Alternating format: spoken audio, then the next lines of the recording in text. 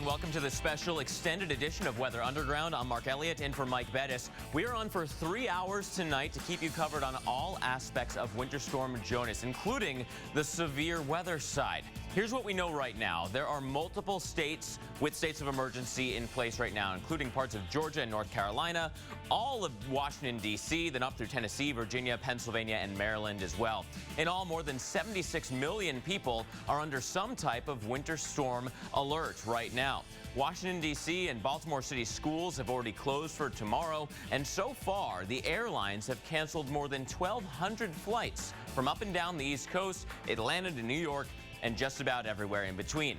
Of course, there's a wet and stormy side of Winter Storm Jonas. What you're looking at here are the current tornado watches that are in place, going until 7 o'clock local time there in Louisiana and stretching towards the east into Mississippi and southeastern Louisiana until 10 o'clock. Let's check in with severe weather expert Dr. Greg Forbes with the latest. And Mark, I think we'll have more tornado watches farther east than that. The upper air forcing of Jonas is caught up to the Gulf of Mexico. Warm, unstable air. We've had hail to 2 inches in diameter, some wind damage, a lot of rotation that's given tornado warnings. Have not had any spotted tornadoes yet. Right at the moment, a couple of storms there south of Jackson, Mississippi with tornado warnings. One near Baton Rouge, Louisiana. One extreme southeast tip of Louisiana. So let's take a look at where these tornado warned storms are. South of Jackson, Copiah, Rankin, and Simpson counties. You can see at the very beginning a little hook that came out. It is sort of surged forward now, so it may be gusting out as it comes across this area, but still a chance from around the Pat area right now up toward Pelahatchie and Cooperville. You see in the times there in the white box there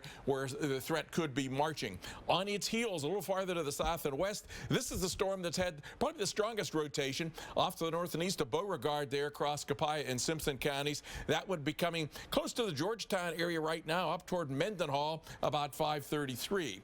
Then down into the area north of Baton Rouge, still tornado warning for East Baton Rouge and East Feliciana parishes. A little bit of a curly Q there near the Slaughter area, and that could go just to the north of Blairstown with a possible tornado over the next few minutes. Then way down the southeast tip, south and east of Boothville, Louisiana, Plaquemines Parish with a tornado warning as well. Here in the surface winds and temperatures, you can see there's a broad circulation of low pressure across northern parts of Louisiana, pulling in warm, moist air. Look at that, 68 degrees. In fact, at times it's been 75. You can also see the warm front that comes across the area. So you go north of Jackson, you get into the cool side, and which is why that I have not taken any severe threat through tonight farther north, much farther north than that, but I have taken it east to the Tallahassee area. Torcon values of 4 for southeast Louisiana. In fact, most of this red shaded area through the overnight tonight, including the Florida Panhandle that could go well into the overnight period. Now tomorrow, the warm front will be across central Georgia into southern parts of South Carolina. Warm, moist air coming northbound, so maybe even in the morning, parts of Alabama, West Florida Panhandle, but during the daytime period, as far east as Charleston, as far north as Macon, and across the Florida Peninsula, Torcon values of 3 for much of this area, 30% chance of a tornado within 50 miles. Let's go back now underground.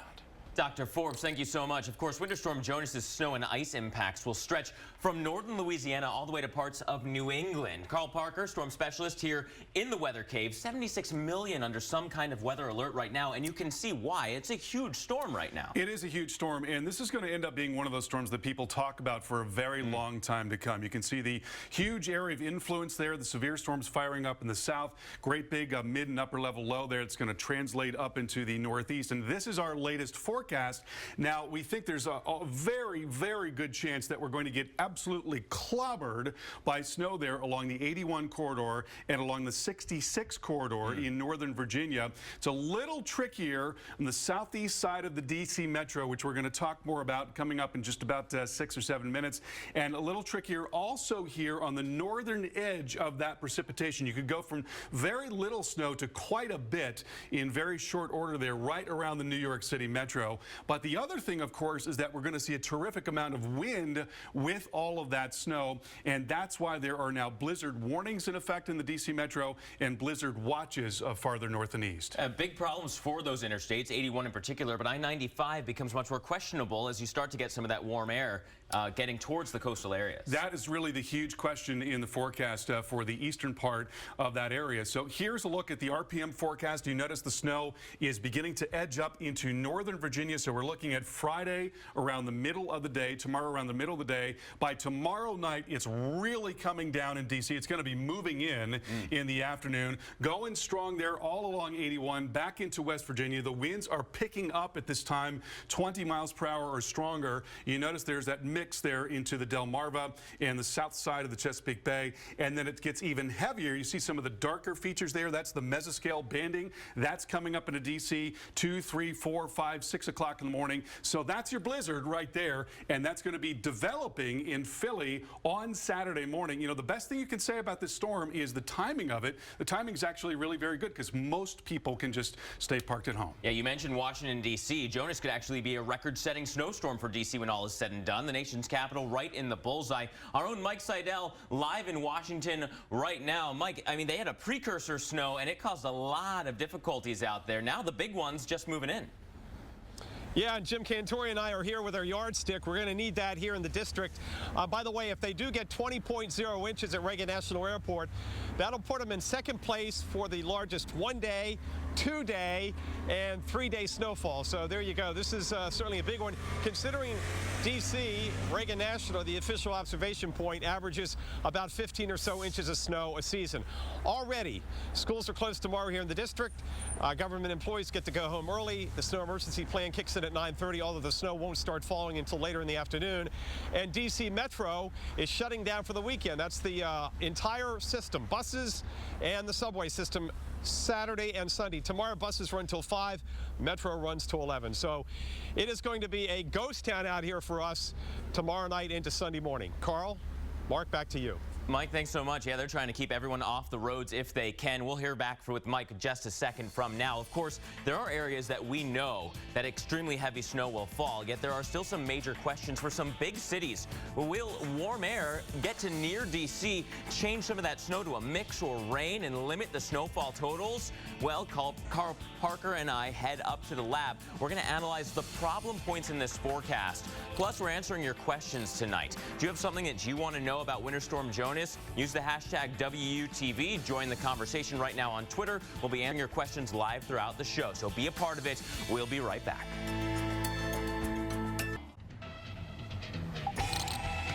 The severe side of Winter Storm Jonas continues to go strong. Tornado watch continues from Mississippi into Louisiana until 10 o'clock. So there's a potential here for some big-time storms.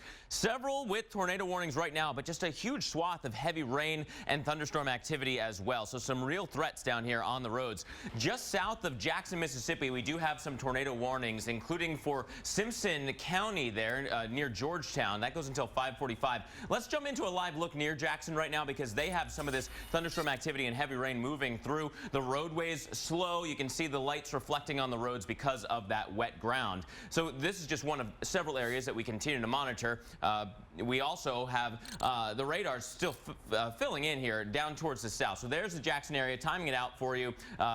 These towns over the next half an hour, if you're north and east from this area, they will be coming your way. Of course, we have been kind of following this story for the past couple of nights. Live on Weather Underground last night, there was a weather balloon release to track Winter Storm Jonas and really monitor the atmosphere in a 3D sense across the country. Typically, the National Weather Service offices release these weather balloons every 12 hours, but yesterday they began releasing every 6 hours to try to get a better idea of where Jonas was heading, what the impacts will be, both for the severe side and the winter side. And right now the models have been a little bit varying on precisely where and how much snow will fall. There are still some questions. There's some stuff we know very well and still some questions. Storm specialist Carl Parker, let's go through what we know and what we're still battling out. Yeah, so what we know, what we have very high confidence in is this area here, outlined in that white area, from western parts of Virginia into West Virginia, up and down the 81 corridor, northern Virginia, along 66. They are going to get walloped by snow. I mean, there's just no doubt about that. There's no wavering in the models, no question, no doubt about the amount of cold air that's available. But when we take a look at a couple of other areas, most notably here on the southeast side of D.C., southeastern Virginia, parts of North Carolina, Carolina. And then also along the northern edge here, that's where it's a lot trickier because things could change depending on exactly how the storm sets up. So what we wanted to talk about first is what's going on here in D.C. And what we've got here is a representation of what's called the low-level jet. These are screaming winds coming off the Atlantic. It's a very warm wind, talking about 80, 90 miles per hour at about a mile up in the atmosphere. And that is transporting a terrific amount of moisture into the storm. Very important part of the storm. But what it's also bringing is warmer air into the equation. And just slamming perpendicular into the coast. So not only are we seeing the coastal impacts from that, but it's also fueling the system as it makes as this storm tracks north. Right, helping with the instability and all of that. But the question is just how much of that warm air is going to poke in. So we'll take a look at the model forecast. We're going to run through it, and you notice that it's snowing, northern Virginia, D.C. But you see right in there, that is that little edge of rain and some sleet that's trying to poke up into the southeast side of the D.C. metro, including Charles County, maybe parts of PG County, certainly so down around the mouth of the bay. And so the question is just how far is that going to make it in? Now, what we're looking at here is a sounding. This is in Waldorf, Maryland, Charles County, and this is on Saturday morning, very early in the morning. And you notice the freezing line going up through the atmosphere, and there's the forecast temperature, which as you get up to about 4,000 feet, gets really, really close to that freezing line. If it were to get across that freezing line, you'd be talking about getting some sleet. It would mix the precipitation instead of being all snow. And if you get a lot of sleet, that's going to bring down those totals. So that remains one of the questions. And of course, the Washington, D.C. area, as we look at some of the snowfall total forecasts, right in the bullseye of this epic storm. Mike Seidel is there waiting for its arrival. Mike. Not only myself, but Jim Cantori, Storm Tracker, is in town. We've got the yardstick. We'll both be measuring the snow out here. We're expecting close to 20 inches here in the district, and everything is shutting down tomorrow. The weekend will be a ghost town here out on the mall because of all the snowfall. But the Capitol Police are going to allow sledding this time around. We'll have more coming up next here on Weather Underground.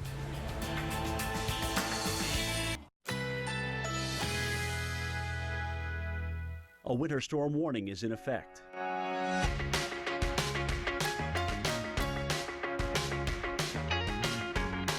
Currently in our area, 29 degrees under fair skies.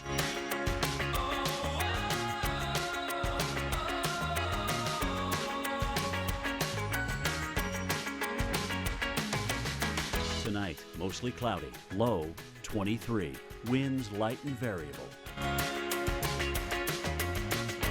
Friday, snow likely, some sleet may mix in. High 23, 8 to 12 inches of snow expected. Friday night, cloudy with snow, low 20, snow accumulating 5 to 8 inches. Here's our 7-day outlook.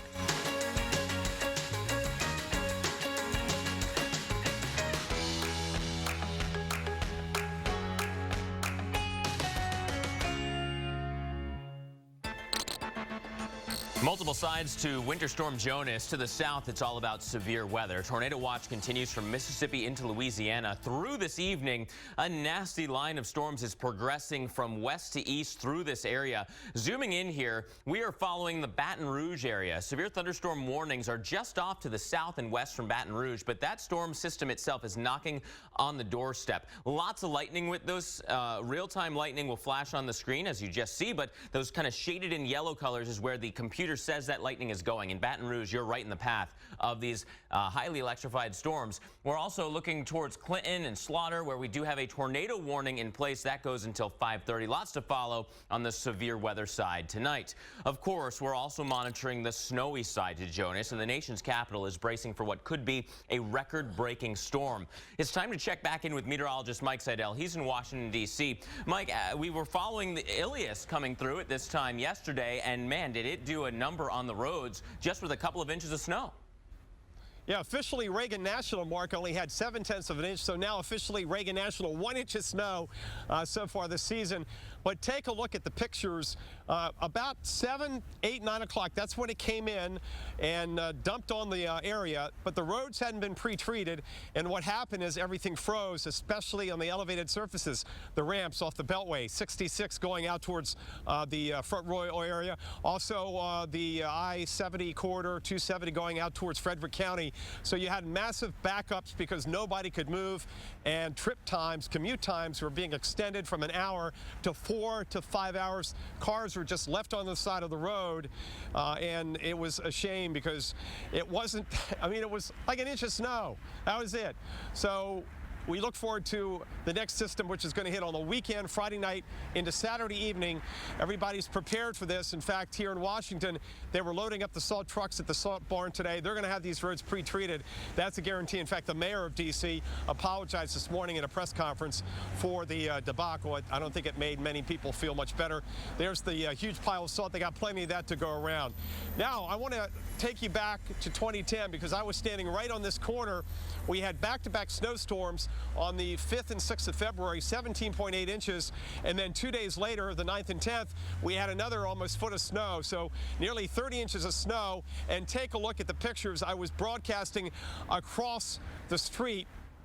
And you can see the mountains of snow there over on D Street Northwest. You can't see the Capitol barely in the background because it was snowing and blowing so hard. And Mark, we're going to have the same kind of pictures as far as the visibility as we get into late tomorrow night and Saturday. We won't have the mountains of snow that tall because we didn't have a preceding storm. Yeah, Mark? but still 20 inches of snow potentially, and that would be a top 3 storm easily for the D.C. area. Only the 3rd time that's ever happened. Mike, thanks so much for that. Of course, we are looking forward to hearing from you throughout the show today. It's time for you to sound off. Our social meteorologist, Michael Butler, behind the bars, has been monitoring your tweets. Michael, who's the first one up? We have a question from Duddy. Duddy is asking questions tonight. Duddy asks, what do you think the NFC Championship game, what do you think, will it be affected in Charlotte because of this storm going on through?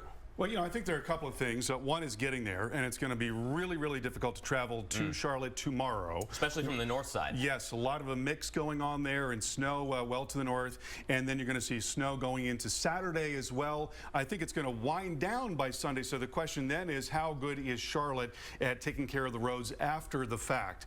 So I don't really know exactly what their snow removal capability is there in Charlotte. I mean, as you can see, the temperatures do warm up into the low 40s leading into the game time, and so there will be some melting. That said, it's all about the road removal crew, as you mentioned. Right. Also, power outages. You know, we're going to see potentially over a quarter inch of ice. That's a good point. Lasting impacts. Yeah. All right. We're going to continue to answer your questions throughout the show, so keep sending those in. Meanwhile, a big concern in the south, as you just heard about, including the Carolinas, is that potential for ice.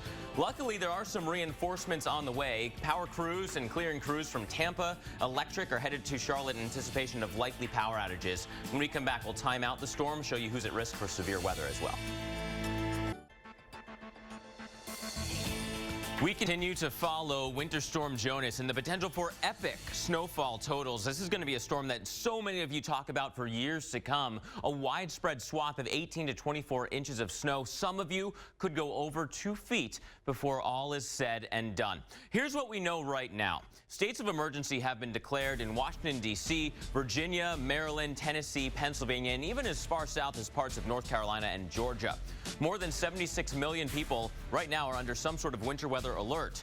Now with the snow coming towards D.C. and Baltimore, the city schools closed tomorrow, and the D.C. Metro is suspending rail service for the weekend. They do not want you out and about within this storm. Of course, there's also a wet and stormy side of Winter Storm Jonas. We've got tornado watches that are in place right now from Mississippi into Louisiana, lasting until 10 o'clock. And we do have active storms happening right now. So for an update on this, let's go up to the lab. Severe weather expert Dr. Greg Forbes has been monitoring these storms. Doc, what's on your mind right now? Well, Mark, what we've had is a lot of hail and some damaging winds as the upper level portion of Jonas is met up with the Gulf of Mexico, warm, moist, unstable air. We've had storms that have rotated, given tornado warnings. There's one now south of Jackson, another that's off to the east of Baton Rouge, north of New Orleans, and then some severe thunderstorms coming into Baton Rouge and off to the east of Jackson. Those are warned in yellow. So let's take a look at the tornado warned storms here.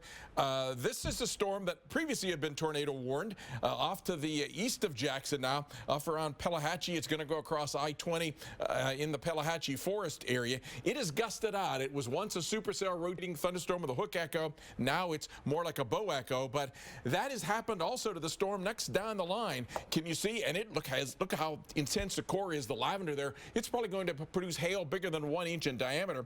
It has a bow echo, but just some little kinks in there, so it might still produce a tornado as it comes across Simpson County, and that would put it in areas like Merritt and Upton, around Merritt right about now, Upton about 551. Wanted to show you the velocities on this one, and if you look carefully, you can see right in here a little kink. Green's northbound, red southbound. Could be a tornado on that one, as well as in this shear zone in here north of New Hebron. So here and there could be little tornado circulations along with the damaging winds.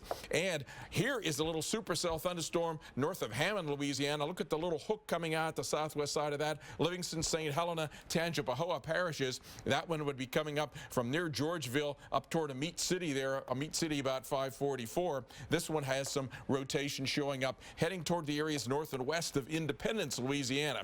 The storm that was down with the tornado warning has moved offshore of Boothville, Louisiana. Surface low has really cranked up here across northern Louisiana, pulling in warm, moist air. It has a warm front. The temperature's not quite as warm as they once were. It had been in the mid-70s, now New Orleans 67.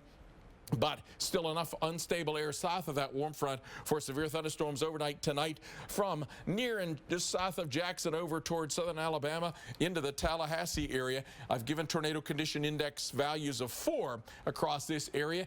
Tomorrow, South Georgia into the Florida Peninsula, Torcon values of 3 anywhere from the morning through the afternoon hours. Mark? Thank you, Dr. Forbes. And, let's go back to the snow, right? Check out these magnificent images of snow-covered Knoxville, Tennessee. This aerial footage was taken by a drone yesterday after Winter Storm Ilias dumped about 2.5 inches of snow.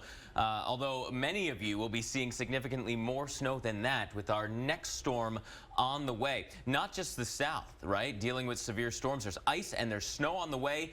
Places really far south, Mississippi, all the way to North Carolina, and a lot of places in between. Storm specialist Carl Parker. The south, areas that aren't accustomed to seeing snowfall totals like this. Yeah, that's the thing. I mean, it's going to have a huge impact in many areas of the south. Look at the snowfall there in western parts of North Carolina. That's a foot or more, even a foot and a half up in higher elevations. Kentucky, widespread area of several inches, a foot or more in the eastern part of the state. Snow into Nashville, into Knoxville, into the northeast side of Atlanta as well. It's going to be a big deal. Almost a forgotten part of this storm with so much of that moisture slowing down and wrapping around. At Nashville and points just west, 6 to 12, 8 to 12 inches of snow. Yeah. That's a big deal. Huge deal. And this is going to really shut things down tomorrow. So here is the model. What we've done is we put that little blue line on there. That's the freezing line. And you can see how this is going to take place. So we're going into tomorrow morning, as a lot of folks would be going to work. Snow is developing in Kentucky. It's going on in western Tennessee, down into Mississippi. How about that? Tornado warnings one day and snow the next. Pretty amazing. And then here you see where that little wedge of cold air is coming down into northeast Georgia. We're getting some icing in the mountains there. Terrible, terrible weather across North Carolina. If you were thinking about driving to Charlotte for the game on Sunday, tomorrow would not be the day to do it. With sleet and freezing rain and snow going on, could be significant ice accumulations there.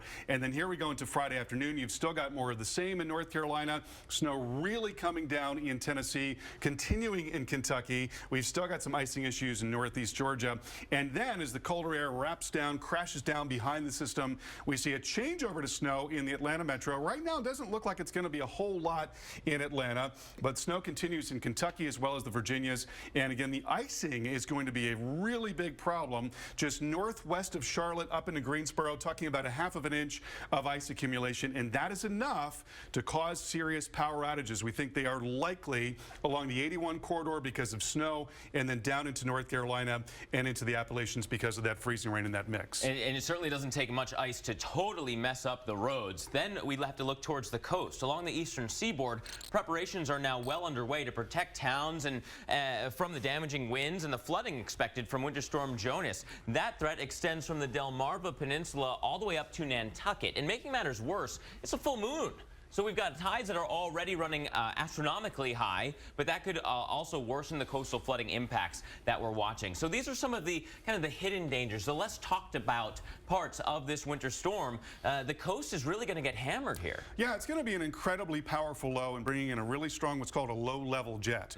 The winds are going to be 80, maybe 90 miles per hour just off the ground, maybe a mile up. And so as some of that is translated downward, that's going to translate to really strong winds right at the surface. And we've got to look at those winds and how that's going to play out right here. So you see the winds picking up tomorrow afternoon, and then here's the surface low coming up. There's your really strong low-level jet driving right into the Delmarva. So winds of 50, 60 miles per hour there, Atlantic City, Bethany Beach, into Ocean City, Maryland. So you could get wind damage just from the winds. I mean, that's going to be a threat, bringing down some trees, that kind of thing, maybe some structural damage. That continues throughout Saturday there in Atlantic City, finally winding down by very late Saturday, and then we see more of an offshore flow, so we're not driving the water towards the coast as much by Sunday. So if you get a burst of heavy snow or heavy rain, that could actually push those higher winds from aloft down right on into the surface where we are. Exactly right. You want to watch for those heavier bands of showers because they're going to be really gusty. There's the high wind watch in effect in a lot of those coastal areas,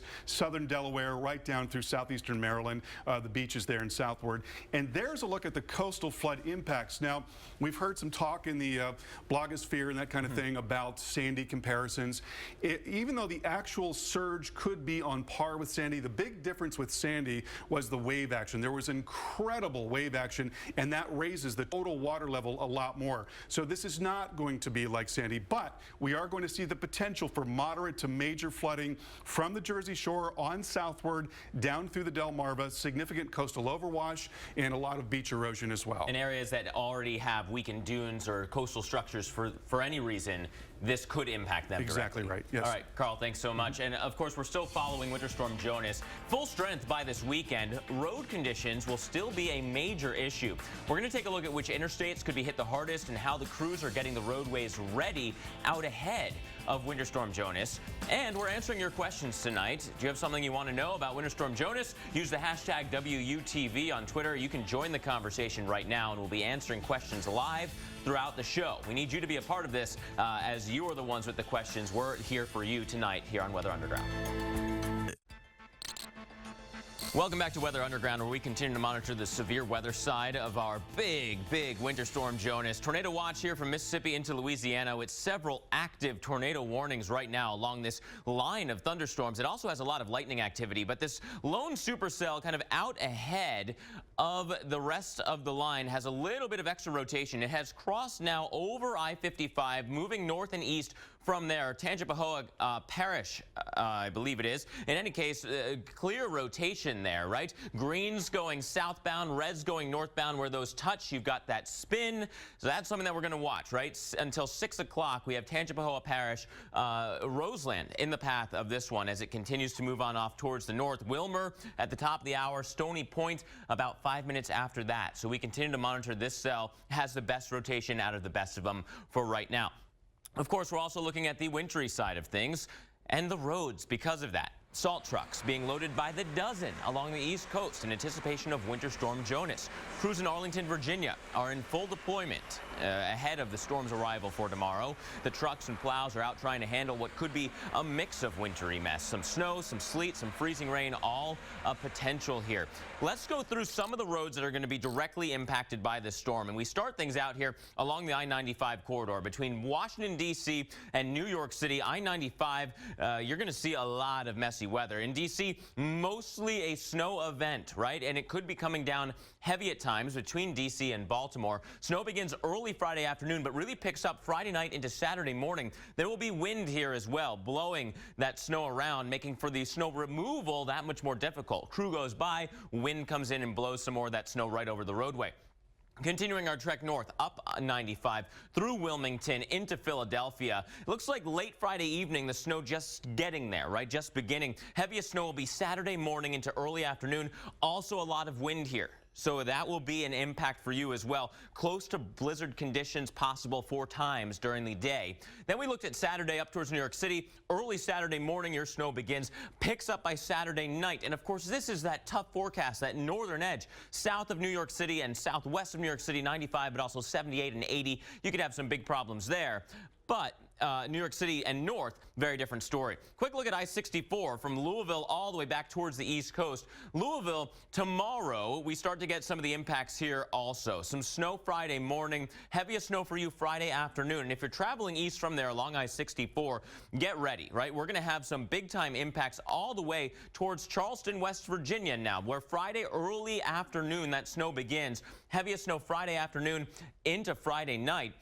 And we continue on I-64 all the way over through the Carolinas into Richmond, Virginia. Man, we are going to get hammered here. Friday afternoon to Friday night will be some of the heaviest snow. So crews from the Virginia Department of Transportation will be working around the clock, pre-treating the roads when the temperatures permit. Let's talk to the Virginia DOT. Jason Bond joining us now. Jason, do you have any big concerns tonight out ahead of this big-time storm? Well, fortunately, the temperatures warmed up enough today for us to do some pre-treating ahead of this storm. The temperatures had just been so cold in parts of southwestern Virginia that we just were not able to pre-treat. Fortunately, today we were able to get out ahead of it and do some pre-treatment. Now, I know I-81 seems to be a bullseye for this, some of the heaviest snow. The models have agreed on this for days and days. Other DOTs, say New Mexico into the Texas Panhandle, close down I-40 when a forecast like this comes out. What's your plan for I-81 to make sure people stay safe through this storm? We will be plowing Interstate 81 in 12-hour shifts. Our crews will be working continuously, making passes over Interstate 81.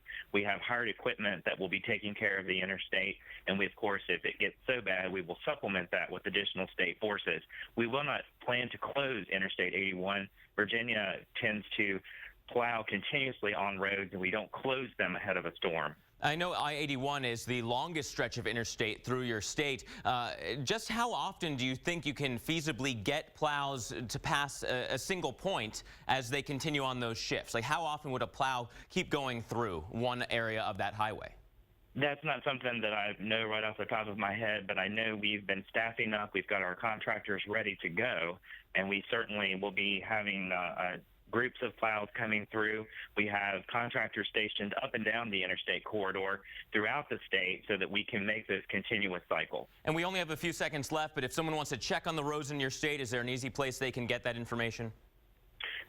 511virginia.org is the best source for up-to-date road conditions in Virginia. Jason Bond, thanks so much. Great talking with you tonight. And stay safe out there. The roads are going to really be a mess leading through this storm. We'll give you another check on Winter Storm Jonas coming up next. Plus, we're answering your questions. Do you have a question about this massive winter storm? Ask away, right? Use the hashtag WUTV on Twitter. We're watching for those tweets to come in, and we're going to answer them live throughout the rest of the show. Thanks for being with us. We'll be right back.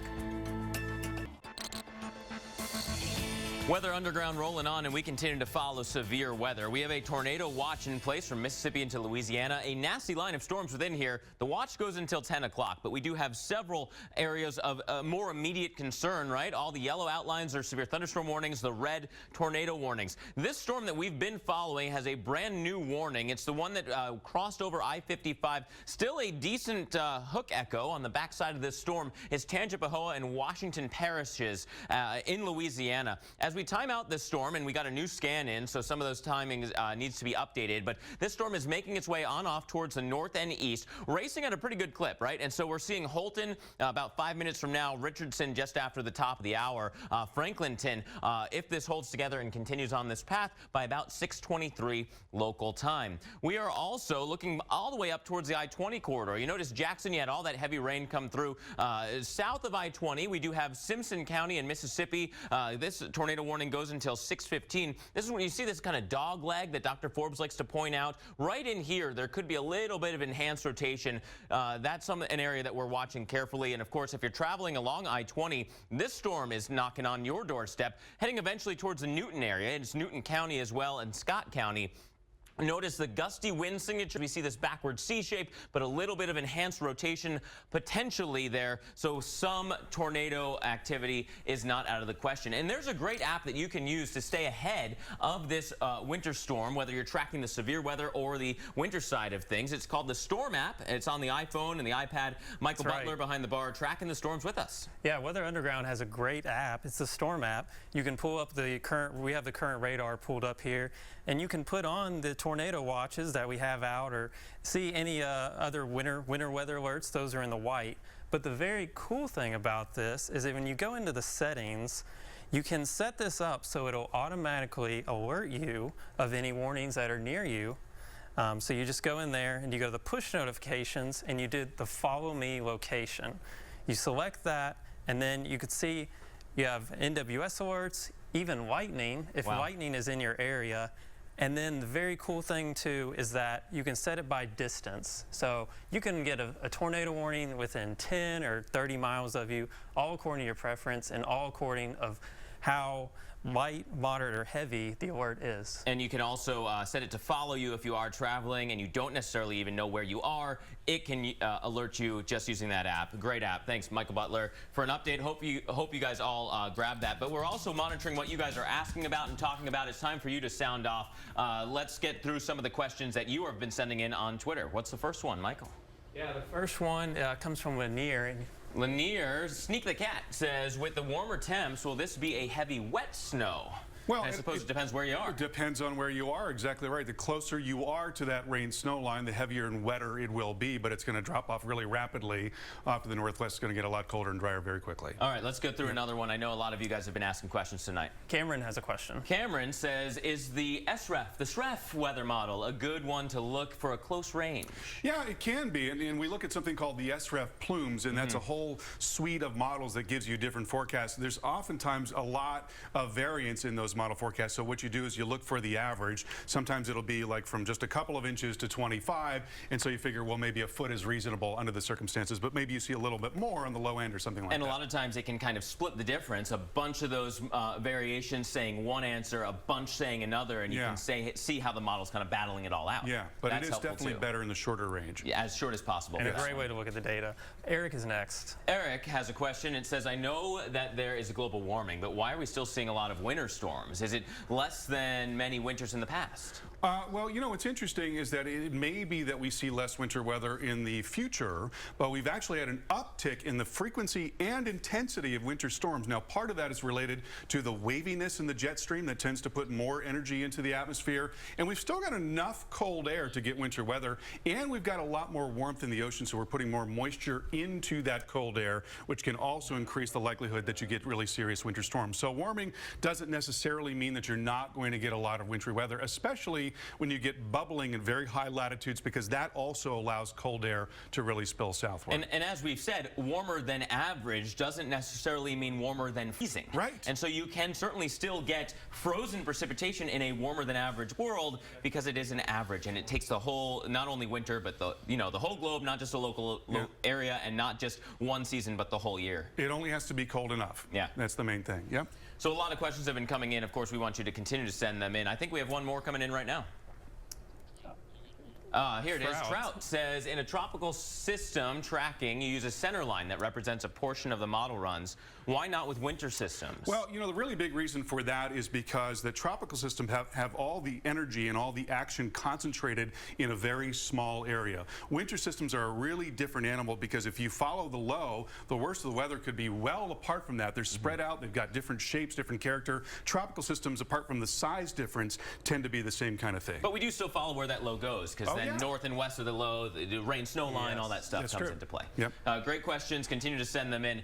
You know, with Winter Storm Jonas picking up tomorrow, we want to hear you guys even more, especially if you have a weather station, a personal weather station. If you want to join the conversation about Winter Storm Jonas with us live on the air, send us an email at wutv@wonderground.com. You can give us your location, your weather station ID, and any other information that you want to share, and we'll try to get you live on the show tomorrow night so you can show us what you're seeing at your station at the time.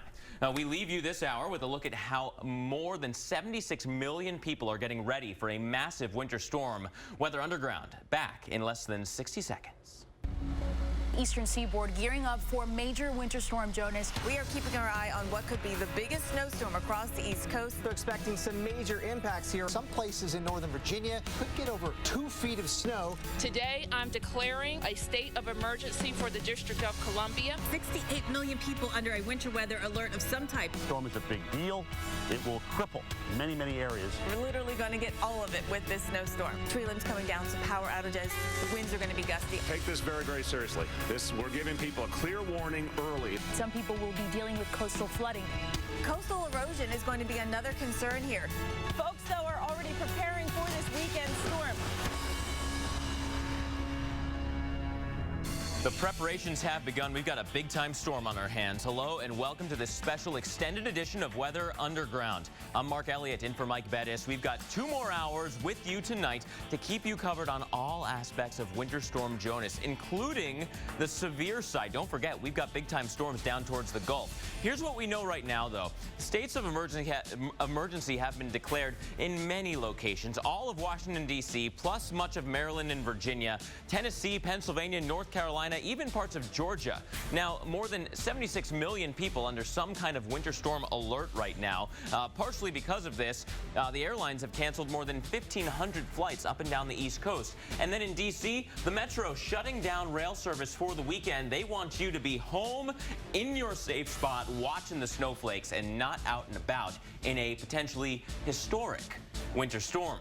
Winter Storm Jonas has snow and ice impacts, stretching, believe it or not, as far south as northern Louisiana, then all the way up into southern New England. 76 million under some kind of winter weather alert right now. So we've got storm specialist Carl Parker.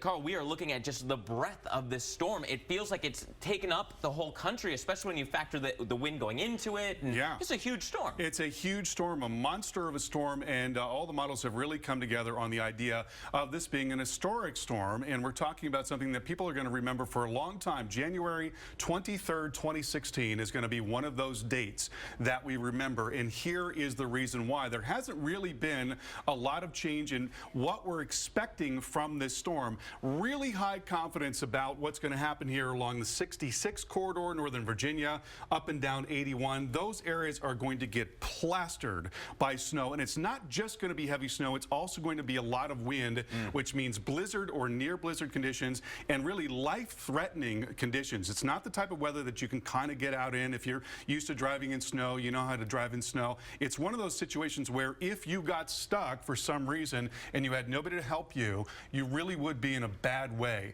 in very short order. I mean, even just if you had to abandon a car and walking, it's so disorienting when you have zero visibility, that much cold, that much snow, that much wind.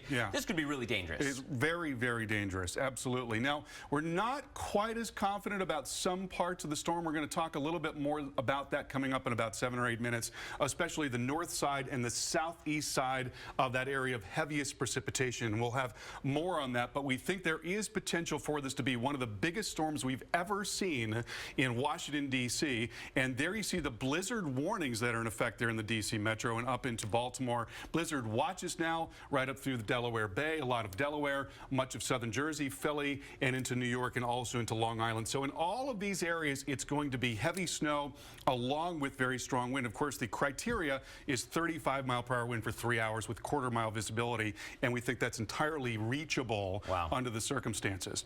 So, good. Oh, I was just going to say, we could see some really intense banding features with the storm as all that moist air from the ocean comes in.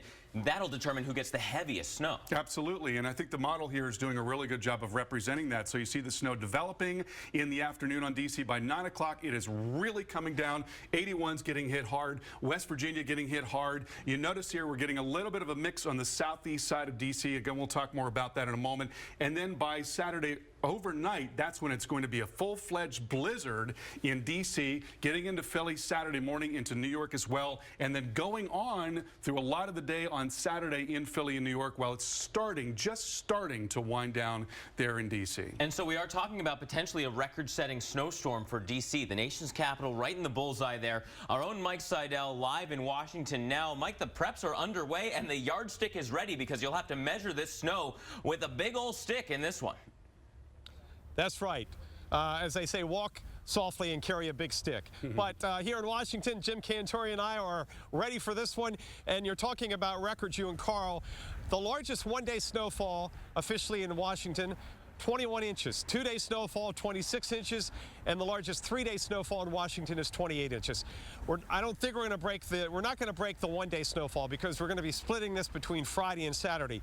But 26 inches in 2 days and 28 inches in 3 days, we could. We'll see how it goes. But if we get to 20 inches over the Friday-Saturday time frame, that'll put it number 2 in both categories. So there you go. I mean, we're talking a big storm by any standards. We've got the fresh cold air coming in. Temperatures tonight in the upper 20s, and highs tomorrow will not get above freezing. It all kicks in late tomorrow afternoon, Mark and Carl.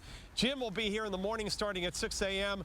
I'll take over at 11. Jim comes back at 5, and we'll have continuous coverage around the clock right on through midday Sunday. And it is going to get wild and woolly out here. See the Capitol tonight. By late tomorrow night, you will not be able to see it because of the snow, wind, and reduced visibility. Guys? All right, Mike Seidel, thanks so much, and don't go anywhere. We're going to be talking with you in just a bit right here on Weather Underground. Plus, you know there is a wet and stormy side of Winter Storm Jonas. How about this? Tornado watch still in place from Mississippi into Louisiana, goes until 10 o'clock. We want to check in with severe weather expert Dr. Greg Forbes. He's got the latest on the storms that are active right now. Doc.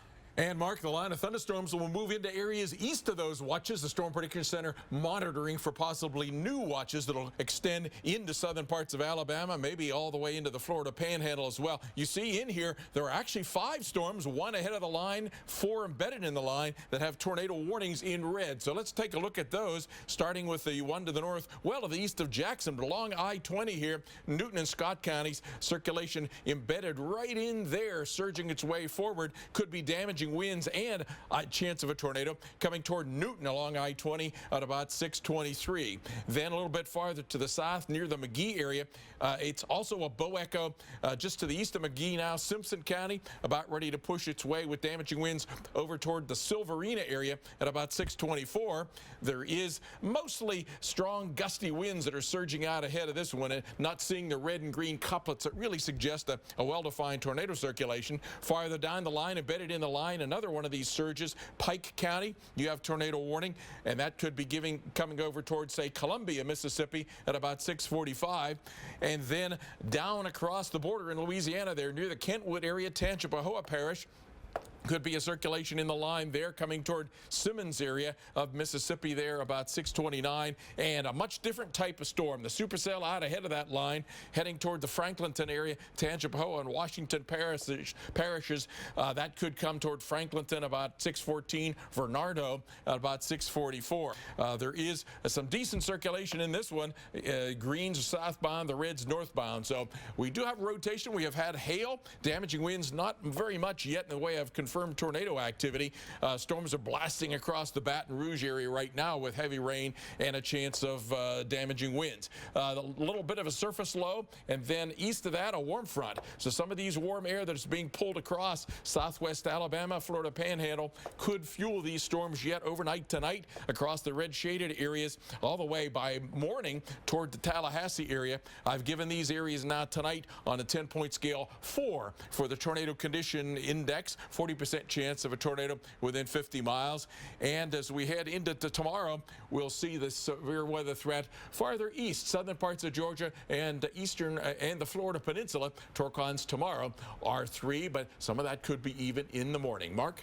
Dr. Forbes, thank you so much. And now, of course, back to the snow. There are certainly some areas where we know that extremely heavy snow will fall, but there are still major questions for some big cities out there.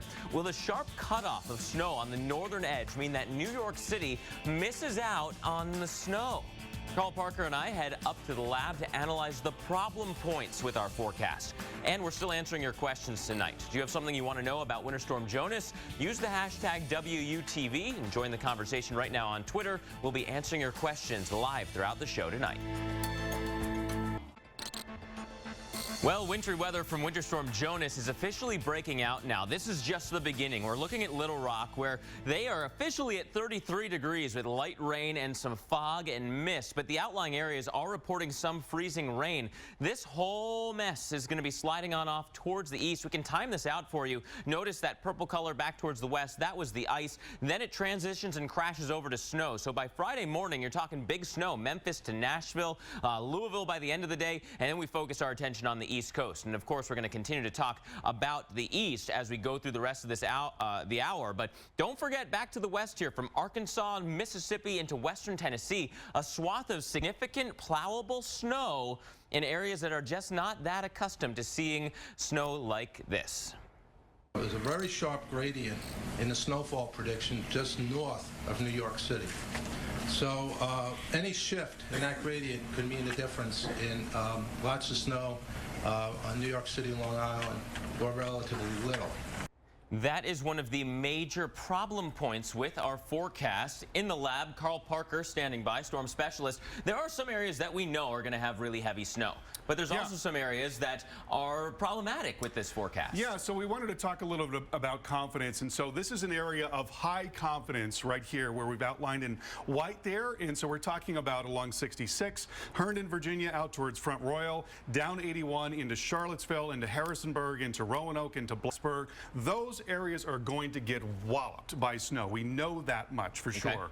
Now, there are other areas where we're having a little more difficulty, and that includes the southeast side of D.C., down through the Bay, southeastern Virginia, and down into North Carolina, because the question is how much warm air is going to intrude just off the ground, and that can change that snow over to sleet and freezing rain, or maybe even rain if there's enough of it. And so that's going to be a question. Then the other question is on the north side. You saw that other white area, right along the northern part of that gradient there. That's where we're not sure exactly who's going to get what. So we'll run through the RPM, and you notice the snow comes up to a certain point, but really not much higher, at least in terms of the more moderate snow. And so where exactly that cutoff is, and we talked about deformation zones yesterday, where exactly that is really is going to have a huge impact on who gets what. So here's a look at the model forecast for you.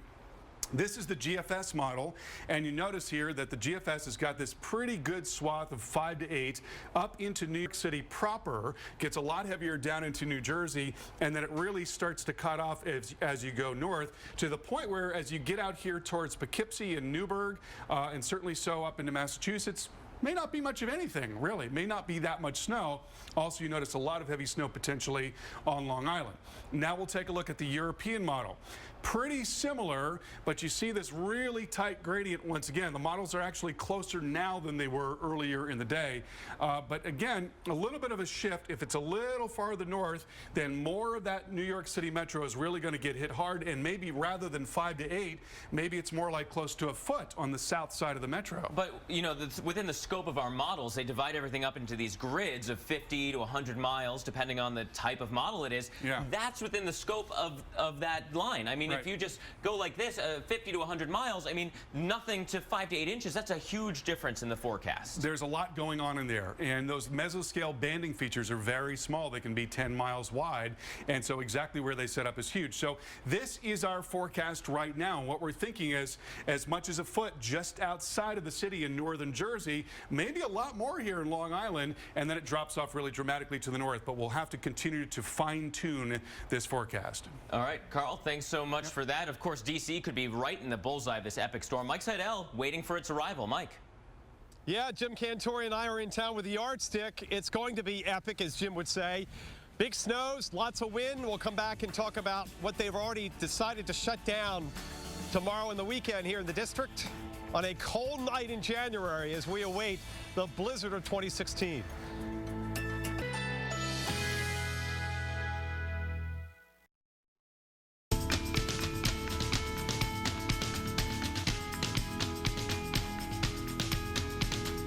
Currently in our area, 26 degrees under fair skies.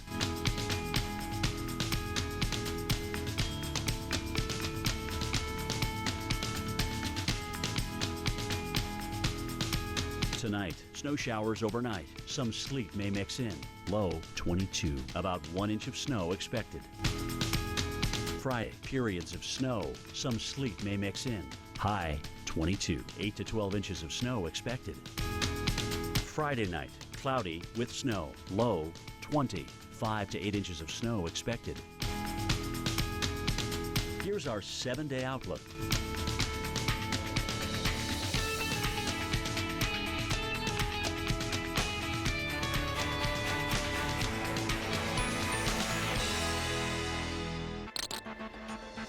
Weather Underground rolling on, as is your severe weather threat. This is the warm, stormy side of Winter Storm Jonas. Tornado watch from Mississippi into Louisiana. And within that general zone, we do have a couple of areas of concern that we've been following. Let's start out to the north here. This is along the I-20 corridor where we've watched big storms come through Jackson, but there's also still a tornado warning right there on I-20 heading towards Meridian. It's Newton County. That tornado warning goes until 6:45. And getting a little bit closer in, we are watching very gusty winds, potentially with a little bit of rotation on the kind of the north side of those red colors that you're seeing entering that tornado warning. Further towards the south, this storm has been really packing a punch. Washington Parish in Louisiana, still a decent hook echo with this storm. We've been following it for the past 30 minutes or so, and it's still holding its own. So this is one we're going to continue to follow for you.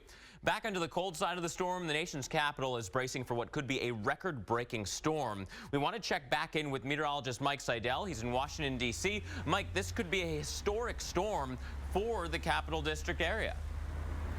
Yeah, if we get 28 inches or more than 28 inches, it'll be the biggest snowstorm on record. I don't know if we're going to get quite to 28 inches. We'll see. But the largest two-day total is 26. We'll challenge that one. Right now, we're thinking somewhere around 20 or so, 20 to 24 in the district. The Capitol behind me, you probably will not be able to see that later tomorrow night and Saturday between the wind and the snow and the lower visibility. Last night was a real nightmare getting home, and officially only 7/10 of an inch of snow. That's all it took because it iced up all the ramps and the overpasses, all the elevated surfaces between Baltimore and D.C., I-66 trying to get out of town. I saw one guy who says it takes him normally about a half an hour to get out to Springfield, Virginia on 66. It took him 4 hours to get home. A lot of unhappy people. The mayor did apologize this morning. They didn't pre-treat the roads. Boy, you got to do that in a situation like that when you're looking at temperatures in the upper 20s and that snow melting and then just causing a layer of ice, turning everything into a skating rink. They had the salt trucks out at the salt barns, Northern Virginia and the district, Montgomery, PG County, getting loaded up for the big storm, getting those roads pre-treated tomorrow. And speaking of storms, I was right here in this location, February of 2016. Take you back to February 10th. This is the second storm of 2. Within a week, they had about 28 inches of snow, and I was right across the street on D Street Northwest, where we'll be the next couple of days, Jim and myself, and look at the snow and how much we had. I was having a little fun. This is the next day on the 12th when the sun came out, but it was amazing. But remember, they had a big storm before that one. This time we're coming in with a bare ground. So, Mark, a lot of anticipation here and a lot of sirens, as you often hear in the district. Back to you. Thanks, Mike. It does appear they learned their lesson, though, from Ilias, as now they have the schools shutting down and the government closing at least early, if not completely. We do want to hear directly from you guys tonight. We've been following your questions coming in on Twitter. So meteorologist Michael Butler behind the bar, who's got the first question tonight? Austin. Austin wants to know, what is the difference between a winter storm watch, winter storm warning, and winter weather advisory? Well, it really varies from market to market because, there are a lot of cases where it's not that big of a deal to get 2 or 3 inches of snow.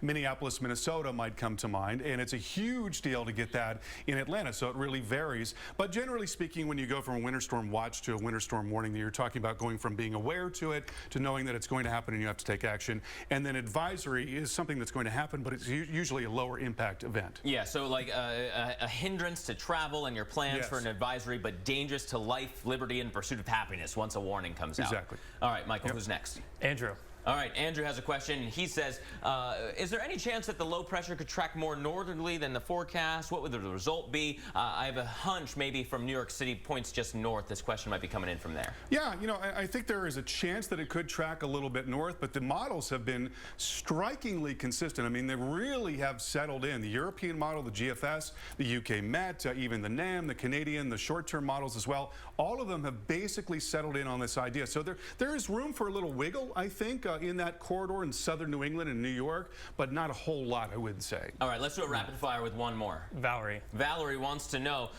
could Winter Storm Jonas be another Superstorm Sandy?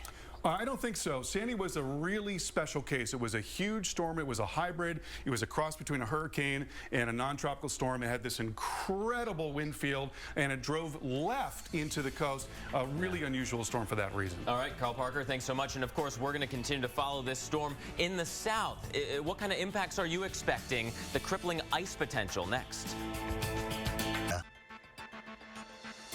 Welcome back to Weather Underground. We're following Winter Storm Jonas, including the Northeast Corridor, where we are going to get hammered. Somewhere along I-81, almost a guarantee of torrential amounts of snow. D.C. looks pretty good that you're going to stay as snow, although we do have some questions as to whether any of that mixed bag of precip can get close enough to the district to mess up your totals. Meanwhile, look at this northern edge. Philadelphia, you get your snow by the morning. New York City by the evening. And then a very sharp cutoff between New York and points just north from there. Similar story for Boston. You might just be able to get into some of those snowfall totals. For now, here's the official forecast. New York 3 to 5, D.C. on the border of 18 to 24 and 2 feet plus for the nation's capital. Let's go through what we know right now. We have states of emergency that have been declared in the nation's capital, but also Virginia, Maryland, Pennsylvania, down through Tennessee, North Carolina, even parts of Georgia. More than 76 million people are under some kind of winter weather alert right now. Because of all this heavy snow on the way, D.C. and Baltimore City schools are closed tomorrow, and the D.C. Metro is suspending rail service for this weekend. They do not want you out and about through this storm. They want you to be in your safe spot and stay there until the snowstorm is done. Of course, we're also watching the other side to our winter weather storm, and that's the wet, stormy side of Winter Storm Jonas. Down to the south, we do have a tornado watch from Mississippi into Louisiana. Several tornado warnings actually in play right now. So let's check in with our severe weather expert, Dr. Greg Forbes. He's up in the lab with the latest. Doc, any particular storm got your interest right now? Well, probably there's a storm that's a well-defined bow echo blasting across parts of Mississippi. Might produce a tornado, definitely produce some damaging winds, and certainly the upper air forcing of Jonas has reached the Gulf of Mexico moisture, and so this line of thunderstorms, maybe embedded tornadoes, including some supercells just ahead of it, will march across southern Alabama and the Florida Panhandle overnight. But there are some additional thunderstorms that have formed over the Gulf of Mexico. They're going northeast. They might also, in fact, one of them already, Okaloosa County in Florida with a severe thunderstorm warning. So things coming from different directions tonight. That storm that I was talking about that really has the well-defined rotation in it, but it's broad rotation, surging its way toward Bay Springs there in Mississippi, Smith County, right about ready to move into then Jasper County with the possibility of damaging winds coming across these areas. Then farther down to the south, we've lost the tornado warning that had been associated with this storm south of Tylerton, Mississippi, north of Franklin, Louisiana. But there could be strong gusty winds coming across that state line border over towards, say, the Angie area at 7:05. Just east of that, there's a supercell thunderstorm ahead of that main line. That still is rotating its way from east of Franklinton over toward the Vernado area, Washington Parish in Louisiana with a tornado warning. So that would be close to Sheridan right now. The Angie Vernado area, about 6:31, 6:48, 6:49 time frame. Down into the New Orleans area, you have storms. They're not severe coming at you from the southwest. This big line of storms coming at you from the west. So it's going to be a stormy evening. You might have a power outage here or there. Surface low up by west of Jackson. Not as warm as it had been in some of these areas, but still southwest Alabama, the Florida Panhandle, and across the southeast parts of Mississippi and Louisiana tonight, warm enough for isolated severe thunderstorms. And then tomorrow, farther to the east, Florida Peninsula, Florida Panhandle, South Georgia, a Torcon of 3 tonight for the areas you're seeing right there. Torcon values are still 4 on the 10-point scale. Mark? Dr. Forbes, thanks so much for the update. Now back to the snow. North Carolina got a little preview of what's to come with Winter Storm Jonas by seeing some flurry activity, about an inch of snow yesterday in Murphy. Of course, that's nothing compared to what the area could get with snow and ice this weekend.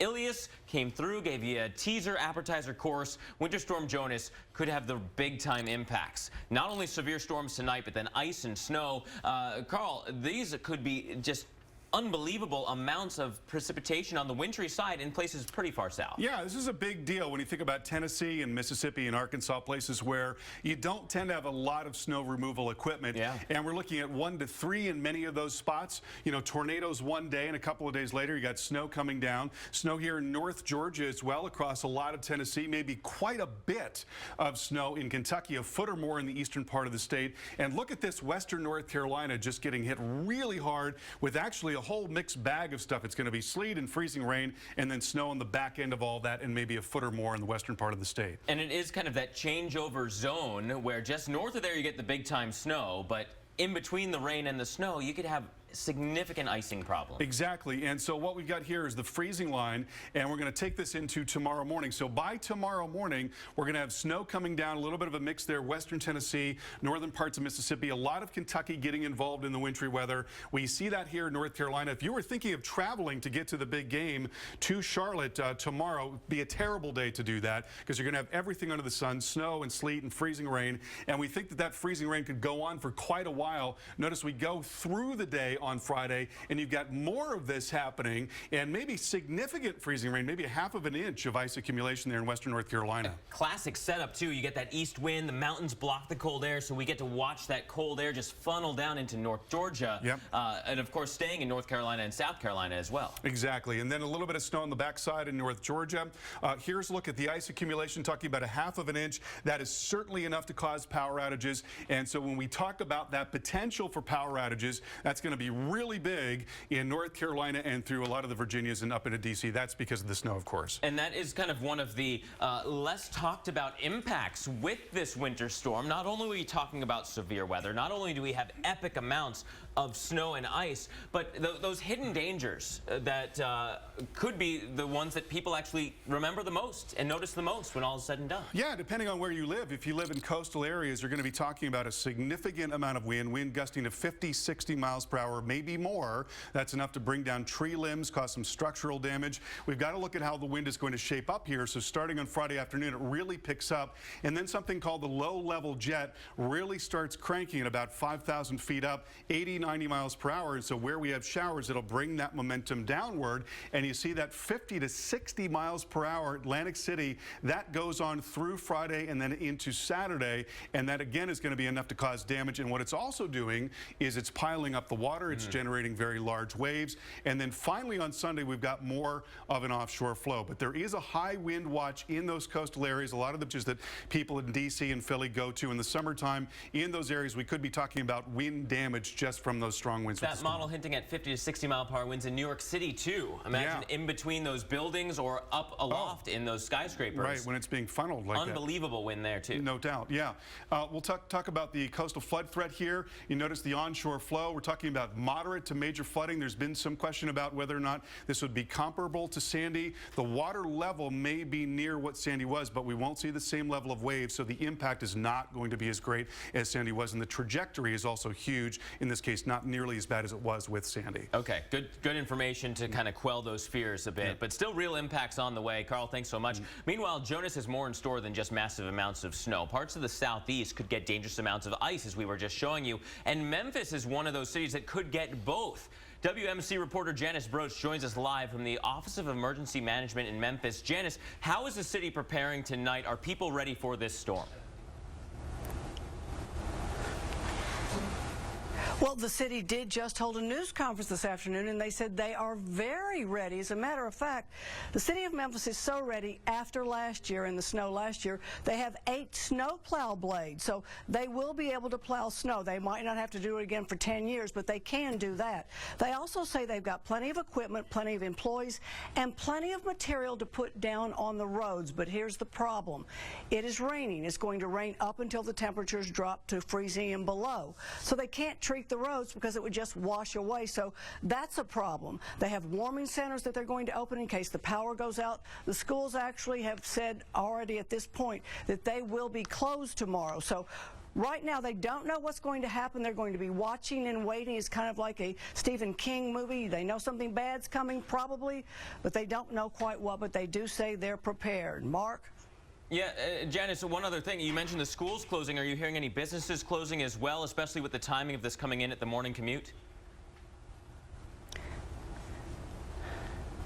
Not really at this point, but we've gotten a few closings, but we do expect that there's going to be a whole lot of them because nobody knows quite what to expect, and they're telling people don't get out on the road, so they don't want anybody to even try to attempt it tomorrow morning. So I think we're going to have a whole lot of business closings. All right, Janice, with the Office of Emergency Management there giving press conferences and you standing by, we know that there will be more closures on the way. Thanks so much for that update. We'll be following along with you, of course, as well. And now, Winter Storm Jonas will be at full strength over the weekend. Road conditions will be a major issue starting off tonight and continuing through the weekend. So we're going to take a look at which interstates will be hit the hardest and how the crews are going to continue to get the roadways ready ahead of Winter Storm Jonas. Plus, we're answering your questions throughout the next hour and a half. Do you have something that you want to know about this winter storm? Use the hashtag WUTV and join the conversation on Twitter. Your question answered live. Weather Underground continues to roll on. We're following this huge Winter Storm Jonas, right? Tapping into that warm Atlantic Ocean moisture, at least comparatively to that really cold air that's moving in behind our storm. And then we're going to continue to follow this swath of precip, really picking up tomorrow for the eastern seaboard, but also wrapping back towards Memphis and Jackson, Mississippi, switching from severe weather to snow in 24 hours. By Friday night, Charleston to Philadelphia, buckets of snow. That continues Saturday from D.C. to New York, and then a sharp cutoff there on the northern fringe. But a lot that we do know right now, and that is the I-81 corridor is really going to be the focal point for some of the heaviest snow. Along I-81, 18 to 24 inches, if not more than 2 feet. Also notice D.C., especially just north and just northwest of D.C., looks like a lockdown for a big-time snow potential. There is also that transition zone, however, which could get close to D.C., but certainly into North and South Carolina, a corridor of nasty ice that could have real implications with power outages. Now, speaking of that, brine going down on the roads and the bridges and the overpasses in North Carolina in anticipation of Winter Storm Jonas. Highway crews are working 24/7 ahead of Jonas's arrival tomorrow, and so trucks and plows are out trying to handle what could be a mix of wintry mess. Snow, sleet, freezing rain, you know it. Crippling widespread ice is also a big concern. So let's talk about the road potential here across the corridors where we know we're going to have some big time impacts. And we're starting the megalopolis, right? The I-95 corridor from D.C. up to New York. And we can fly you through the clouds and show you that D.C. is going to really get a lot of snow. Again, especially D.C. and points just north. A little bit of question south and east, but no matter what, D.C. and Baltimore, snow early Friday afternoon, really picking up Friday night into Saturday, where you are going to have just really high snowfall rates, plus blowing and drifting snow, adding to the feel out there with low visibility, potential for blizzard conditions at times with gusty winds also. Philadelphia, your snow begins late Friday evening. If you're planning on going into Philadelphia, the earlier you can get there, the better. That is for sure, because conditions deteriorate late Friday and then continue into Saturday. You go through my old stomping grounds, Rutgers in New Brunswick, up I-95 towards New York City. Your snow begins early Saturday morning with the heaviest snow Saturday night. So it's going to be a weekend event for you, which is good because a lot of you don't necessarily have to be out and about. But if you do want to travel, that's the worst of the impact time. Then we look towards the I-64 corridor from Richmond, Virginia, all the way back to Louisville, Kentucky. Let's start in Louisville because the snow is on the back edge here, kind of wrapping around our storm and coming back into play for the Louisville area. Friday morning, your snow begins. Heaviest snow will be Friday afternoon, and you could get a quick burst of several inches of snow for Louisville along the I-64 corridor, and that means very difficult travel. Again, the further south you go, the less snow removal equipment there is to get that snow off the roadways. Charleston also seeing snow Friday early, picking up Friday afternoon and ending Saturday evening. And then we can continue to follow I-64 all the way to Richmond.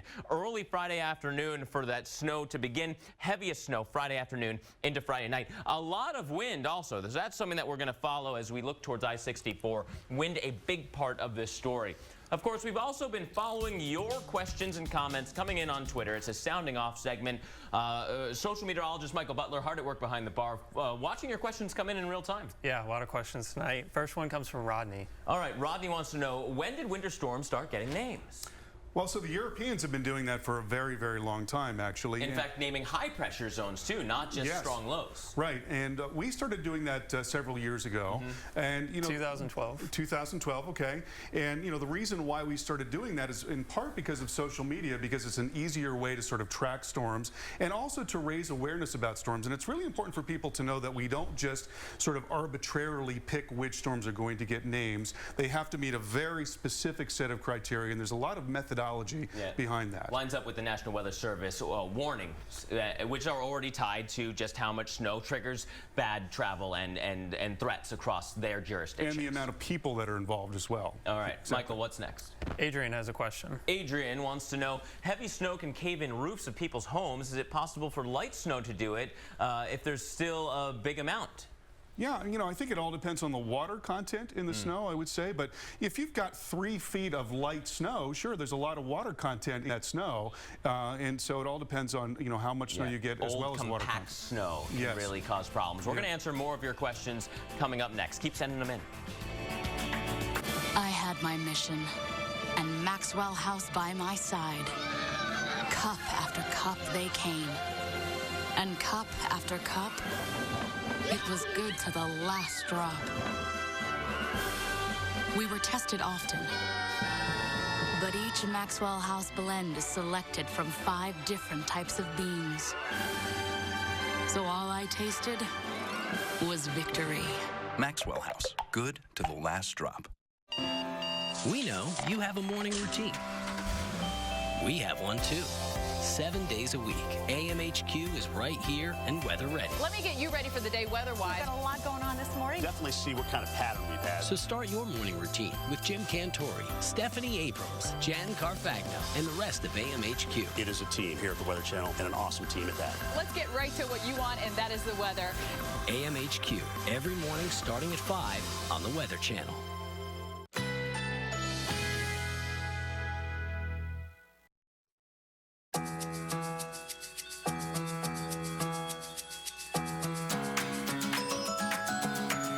Currently in our area, 26 degrees under fair skies.